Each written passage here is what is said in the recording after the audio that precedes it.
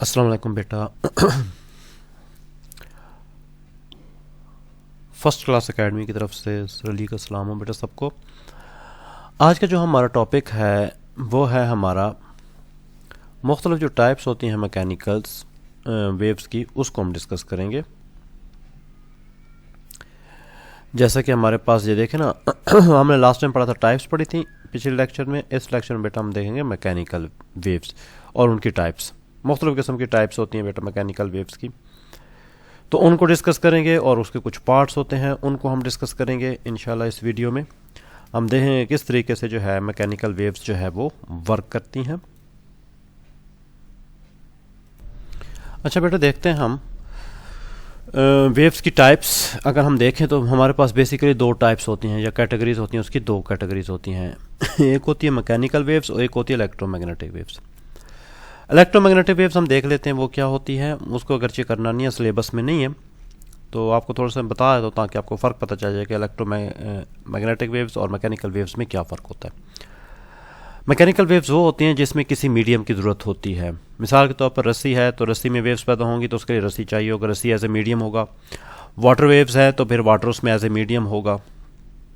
ठीक है, तो ऐसी वेव्स जिसमें किसी मीडियम की ज़रूरत होती है उसे हम कहते हैं मैकेनिकल वेव्स, और जिसमें हम वेव मीडियम की ज़रूरत नहीं होती उसे हम कहते हैं इलेक्ट्रोमैग्नेटिक वेव्स। जैसे कि रेडियो वेव्स हो गई, ठीक है, इसमें मीडियम की ज़रूरत हमें नहीं होती। या टेलीविज़न की वेव्स हो गई या एक्सरे की वेव्स हो गई, तो इनमें हमें मीडियम की ज़रूरत नहीं होती। तो ऐसी वेव्स जिसमें अल्ट्रा वायलेट रेज हो गई, तो ऐसी वेव्स जिनमें हमें मीडियम की ज़रूरत नहीं होती उन्हें हम कहते हैं इलेक्ट्रोमैग्नेटिक वेव्स, और जिसमें मीडियम की ज़रूरत होती है उन्हें कहते हैं मैकेनिकल वेव्स। चूँकि हमारा मैकेनिकल वेव्स के साथ डिस्कशन है तो हम इसको देखते हैं। Waves which require any medium for their propagation.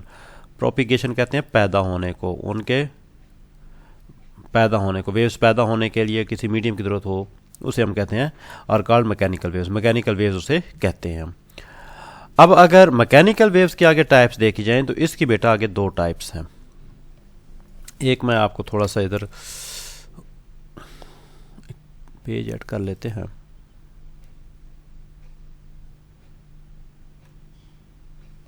चलें जी, यहाँ पे हम देखते हैं हमारे पास है मैकेनिकल वेव्स है।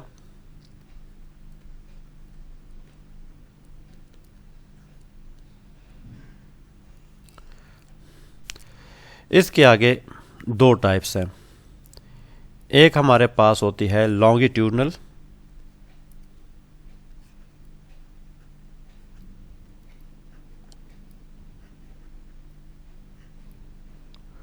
लॉन्गिट्यूडनल, और दूसरी टाइप हमारे पास होती है ट्रांसवर्स।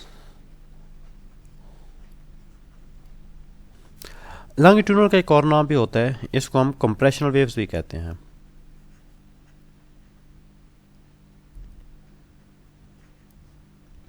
तो ये हमारे पास वेव्स आ गई और एक हमारे पास ट्रांसवर्स वेव्स आ गई। अब इसके अगर हम देखें पार्ट्स कौन कौन से होते हैं, इसके दो पार्ट्स होते हैं। एक होता है कंप्रेशन,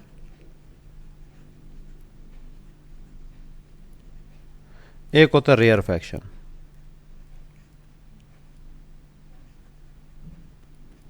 इसके भी दो पार्ट्स होते हैं, अभी डिटेल में डिस्कस करेंगे। एक होता है क्रस्ट और एक होता है ट्रफ।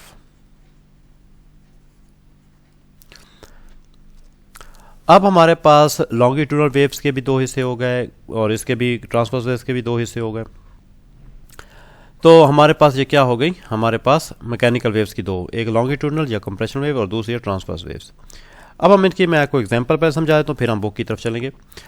एग्जांपल आपकी ये है कि आप जब कोई बोलता है, जो हमारी साउंड वेव्स होती हैं ये क्या होती है कि हम तक पहुंचती हैं कंप्रेशनल वेव के ज़रिए। कैसे?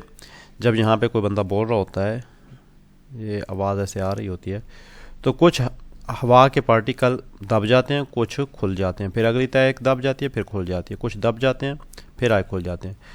तो ये दबाव और खुलाव पर मुश्तमिल होती हैं, इसे हम कहते हैं कंप्रेशनल वेव्स। ठीक है, और जहाँ पर जो पार्ट्स है, जो दबाव वाला हिस्सा है उसे हम कहेंगे कंप्रेशन, और जो ये खुला हिस्सा है इसे हम कहते हैं रेयरफैक्शन। ये सी है, ये हमारे पास रेयरफैक्शन, ये सी आ जाएगा, और ये रेयरफैक्शन, ये कंप्रेशन, ये रेयरफैक्शन।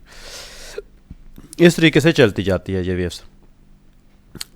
अच्छा, ये हमारे पास आ गए कंप्रेशन और रेयरफैक्शन पर। इसकी हम एग्जांपल और भी कई ले सकते हैं। हमारे पास ट्यूनिंग फोर्क एक होता है जो कि लेबॉर्ट्रीज में बाज़ औक़ात मुख्तलिफ फ्रीक्वेंसी पे काम करता है, इस तरीके का बेटा यू शेप का होता है।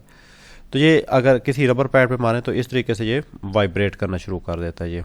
ये वाली ये प्रॉन्ग है, इसके ये शाख है जो मूव करना शुरू हो जाती है। तो ये इसी तरीके से पहले हवा की दबाव को जब इस तरफ आएगी तो हवा की दबाव इस साइड पे जब आएगी फॉरवर्ड आएगी तो हवा की एक लेयर दब जाएगी, जब ये बैकवर्ड जाएगी तो एक खुलाव आ जाएगा, फिर आगे आएगी दब जाएगी हवा की वेव्स और फिर पीछे जाएगी खुलाव आ जाएगा, दबाव आ जाएगा खुलाव।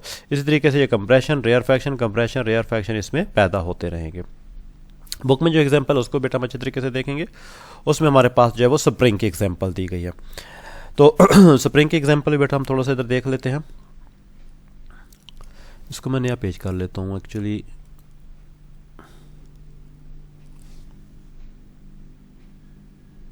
ये देखें हमारे पास स्प्रिंग है। अगर स्प्रिंग में ये देखें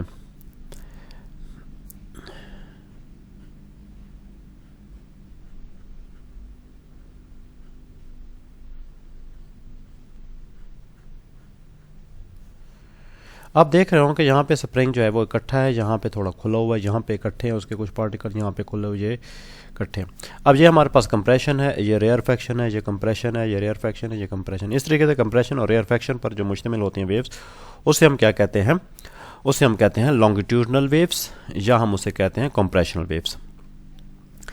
अब इसमें जो है डिस्टेंस है यहाँ से लेकर यहाँ तक, ये जो आपके पास डिस्टेंस है इसको हम कहते हैं वेवलेंथ। क्या कहते हैं? wavelength.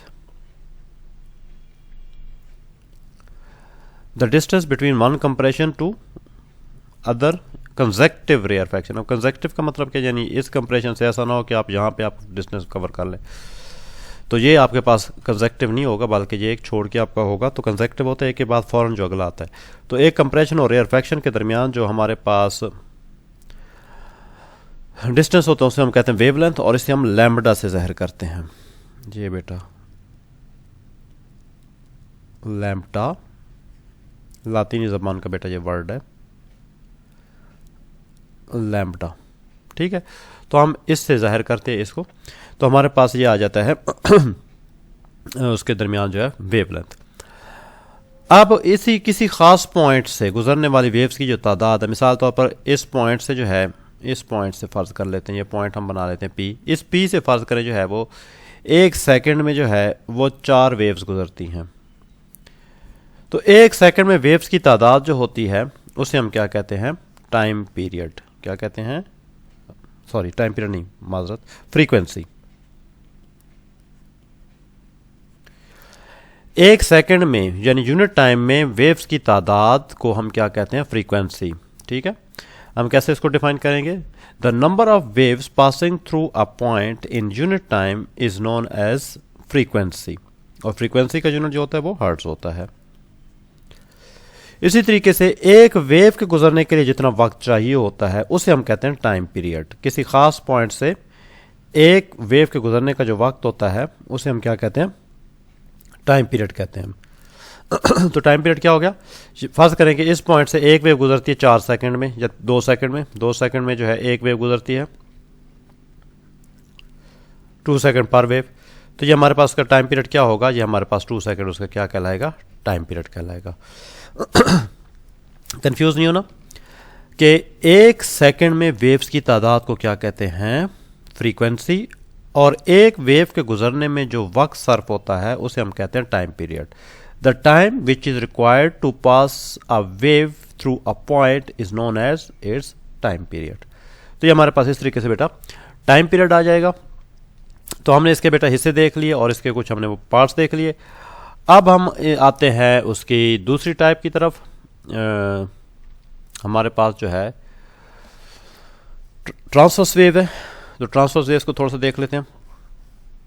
ये आपके पास बेटा कोई वेव है, ये कोई इस तरीके से वेव्स बेटा पैदा हो रही है, ठीक है। ये इसकी जो है नॉर्मल कंडीशन है। अब नॉर्मल कंडीशन से जो अप साइड वाले पार्टिकल हैं और कुछ इस तरीके से डाउन साइड वाले हैं, जो अप साइड वाले पार्टिकल हैं इन्हें हम कहते हैं क्रस्ट, और जो डाउन साइड वाले हैं इन्हें हम कहते हैं ट्रफ। तो ये क्रस्ट और ट्रफ पर मुश्तमिल जो वेव्स होती हैं उन्हें हम क्या कहते हैं, ट्रांसवर्स वेव्स कहते हैं। जिस तरीके से हमने उसका टाइम पीरियड पढ़ा था, फ्रीक्वेंसी पढ़ी थी, वेवलेंथ पढ़ी थी, सेम इसी तरीके से इसकी भी होती है। ठीक है, ये हमारे पास, इसको हम कह सकते हैं क्रस्ट और इसको हम कह सकते हैं ट्रफ। इसी तरीके से फिर अगला ये क्रस्ट। अब दो क्रस्ट के दरमियान जो डिस्टेंस होता है उसे हम कहते हैं वेवलेंथ। ठीक है, दो क्रस्ट के दरमियान या फिर दो ट्रफ के दरमियान जो डिस्टेंस होता है उसे हम क्या कहते हैं, वेवलेंथ। पीछे भी मैंने आपको कराया था, सॉरी शायद मैंने प्रीवियसली आपको थोड़ा सा चेंज करा दिया था, आई थिंक सो, मादरत बेटा। ये दो कंप्रेशन के दरमियान जो होता है ना,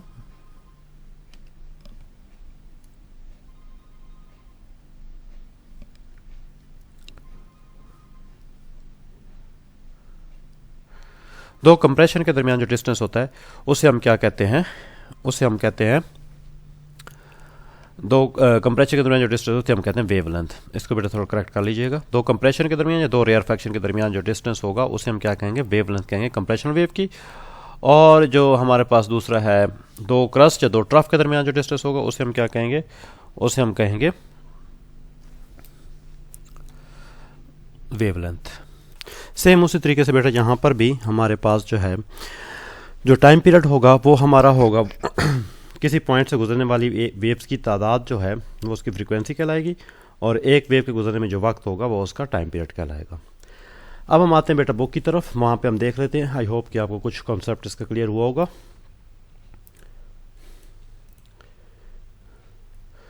समझ आ गई इलेक्ट्रोमैग्नेटिक वेव्स। और इसकी आगे जो टाइप्स हैं इसकी वो यहाँ पे डिस्कस की गई हैं। अच्छा, हम नोट्स किस तरीके से बनाएंगे वो भी बेटा तरह देख लें। सबसे पहले जो है हम इसको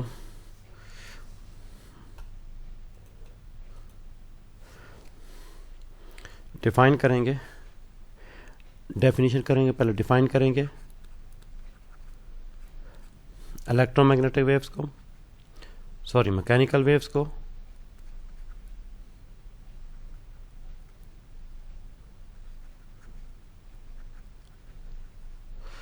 उसके बाद जो है इसके कुछ एग्जांपल लिखेंगे। एग्जांपल्स आप वाटर वेव्स लिख सकते हैं, साउंड वेव्स लिख सकते हैं, कोई दो एग्जांपल या तीन लिख सकते हैं। उसके बाद हम इसके लिखेंगे टाइप्स, कितनी टाइप्स होती हैं। इसमें आप एक लिखोगे कंप्रेशनल वेव्स, दूसरी लिखोगे ट्रांसवर्स वेव्स। फिर आप हेडिंग दोगे ट्रांसवर्स वेव की या पहले कंप्रेशनल की दे दे, कंप्रेशनल वेव्स की हेडिंग देंगे, उसकी डेफिनेशन देंगे। उसके बाद उसके पार्ट्स, डेफिनेशन के बाद उसके, चलो एग्जांपल दे दें पहले, और उसके बाद उसके पार्ट्स, वेवलेंथ, टाइम पीरियड और फ्रीक्वेंसी। दोनों के यही होंगे आपके पास, चाहे वो कंप्रेशन हो या फिर ट्रांसफर्स हो, दोनों के जो है वो पॉइंट्स यही बनेंगे। ठीक है, तो इनको बेटा इस तरीके से आपने डिस्कस करना है। मैं एक नए पेज पे आपको मज़ीद क्लियर कर देता हूँ ताकि आपको बेटा क्लियरिटी साथ साथ होती जाए।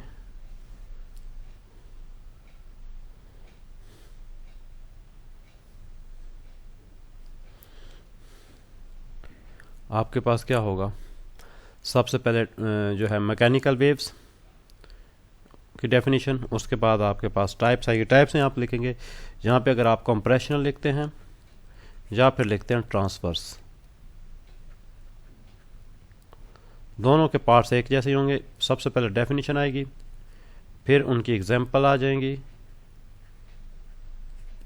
फिर उनके पार्ट्स आ जाएंगे। अच्छा, पार्ट्स में यानी कि कंप्रेशन, रेयरफैक्शन, ठीक है, या फिर आपके पास आएगा क्रस्ट एंड ट्रफ, और साथ जो है विद डायग्राम, अपने डायग्राम भी बनानी है। एक स्प्रिंग की बना दें और एक आप बना सकते हैं उसकी रस्सी वगैरह की, वेव्स की। और उसके बाद यहाँ पे आपके पास टाइम पीरियड,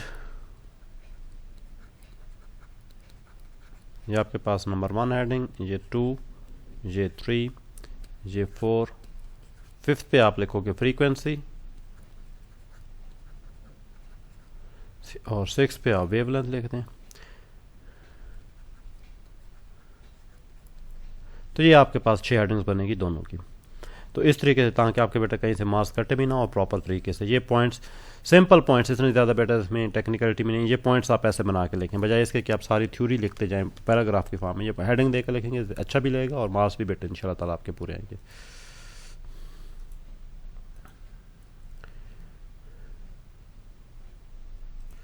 चूँकि बेटा वीडियो लेंथी हो रही है तो नेक्स्ट में जो है मैं आपको बुक से थ्योरी पढ़ा दूंगा। अभी फ़िलहाल आप इसके कॉन्सेप्ट देखें और इसकी डायग्राम देखें, बुक से भी आप एक दफ़ा रीड कर लें। नेक्स्ट में हम इंशाल्लाह ताला बेटा थ्योरी पढ़ेंगे। और अगेन बेटा वही मैसेज कि आप इस वीडियो को ज़्यादा से ज़्यादा शेयर करें और लाइक करें और बेल आइकन पे ज़रूर क्लिक कर दें, सब्सक्राइब करें बेटा, ताकि आपको इन टाइम जो है वीडियोस मिलती रहें। नेक्स्ट टाइम के लिए बेटा अल्लाह हाफिज़।